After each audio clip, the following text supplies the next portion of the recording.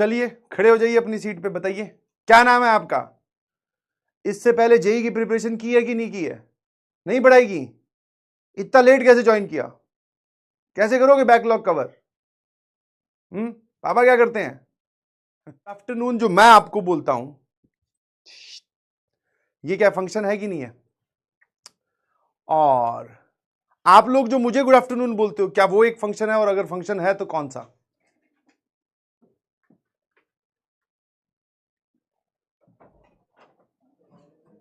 बोलो पहले तो ये बताओ, फंक्शन है कि नहीं? तुम मैनी वन लिख रहे हो, इसका मतलब फंक्शन है। अब कालो पीलो नीलो हरो, सेट ए में सचिन सर बैठे हैं, बहुत सारे लोगों को गुड आफ्टरनून भेज रहे हैं, GFN। ये फंक्शन है sir? This is not a function. But हाँ, आपके पॉइंट ऑफ व्यू से अगर देखें तो अब आप सेट ए में आप लोग बैठे हो बहुत सारे और मुझे गुड आफ्टरनून भेज रहे हो।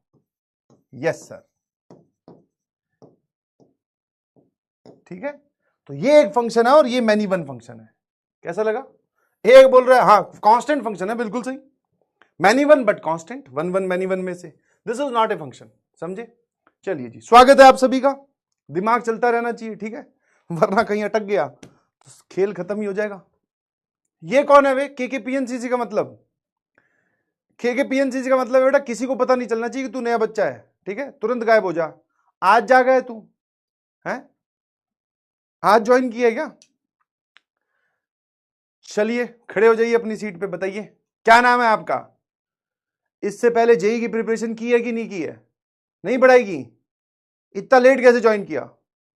कैसे करोगे बैकलॉग कवर? पापा क्या करते हैं? सर ये तो ऑफलाइन में होता था, है ना? क्लास के अंदर कोई नया बच्चा दिख जाए, पहले तो बच्चे ही घूर रहे हैं उसको, भाई साहब बोले तू 3-4 महीने बाद में आया कैसे?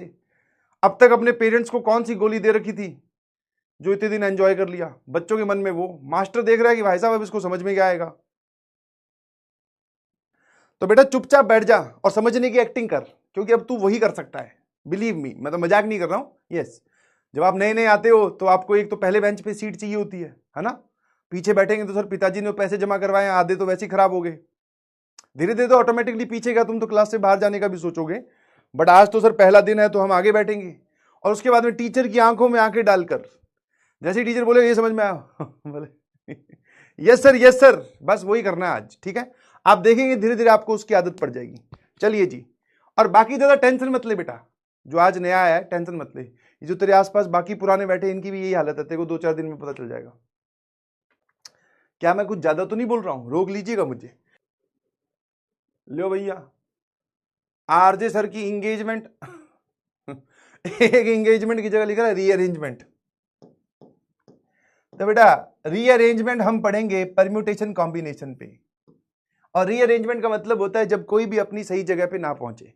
तो आरजे सर जो है वो अपनी सही जगह पे नहीं पहुंच पा रहे हैं। यस बिल्कुल, इंगेजमेंट मत बोला करो, आरजे सर रीअरेंजमेंट बोला करो, ठीक है? That we will discuss in PNC। अब कौन से टेस्ट का सिलेबस? अबे हॉलीडे, हे भगवान, लगता है मुझे अगले स्लाइड पे जाने से पहले ही वो जादुई बटन दबाना पड़ेगा, है ना? एक बटन जो बदल दे आपकी जिंदगी। Thanks to PW tech team की ये जादुई बटन दे रखा है ना?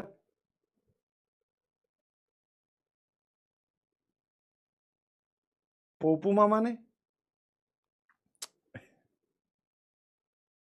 कितना हरा भरा एकदम परिवार है तुम्हारा, है ना? मामा है तुम्हारे पास में, एक तरफ एक मास्टर की शादी हो रही है, दूसरा एक मास्टर तो बहुत ही शरीफ है बेचारा, यस, है ना?